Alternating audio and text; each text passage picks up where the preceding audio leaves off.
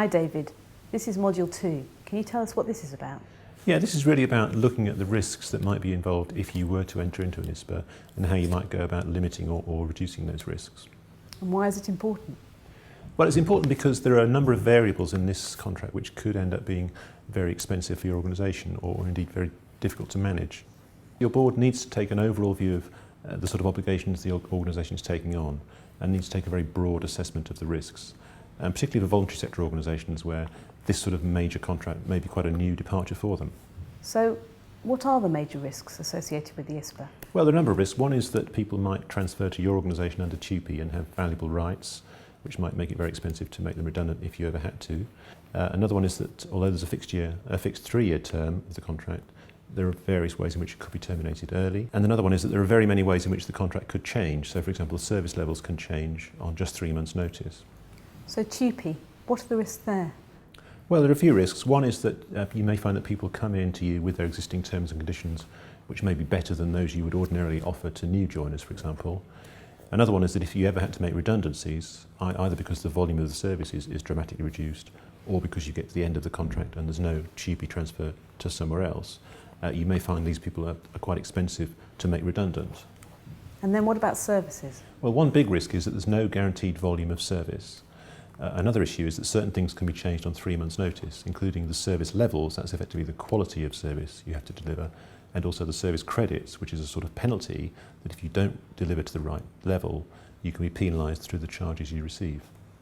So volume, that means the number of people coming through your organisation. So how can that change?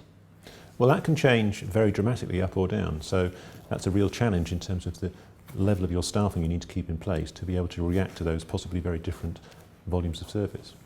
And then what are the risks that arise because of ISPA's fixed 3-year term? Well, there are a number of issues, some related to the way you price the service. So you should factor in a sort of inflation protection in your pricing and also factor in the right to change your prices if, say, legal changes mean that you have to increase your costs of operating. Also, because it's a 3-year minimum term, and if you find that this is a very expensive contract to run, you are of course locked in, and that could really cost you quite a lot as an organisation.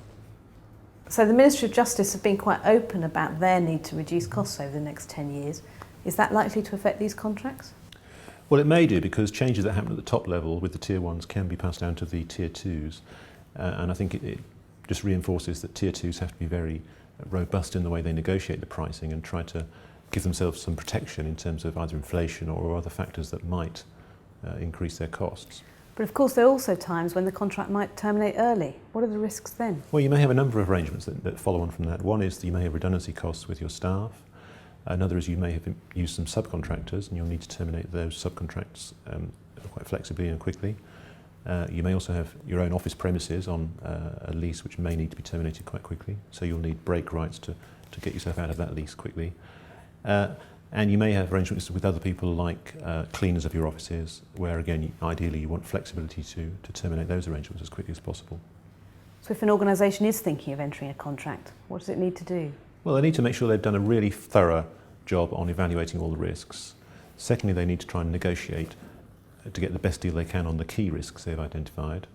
Thirdly, they need to think about whether this is an appropriate situation for setting up a new trading subsidiary, perhaps to isolate the risk and run the contract through that, or possibly enter into some sort of collaboration with another organisation. And finally, think about insurance, but bear in mind that insurance is not really designed to help you with an intrinsically bad deal. It's there for certain specific purposes, and it will have its own limitations and exclusions.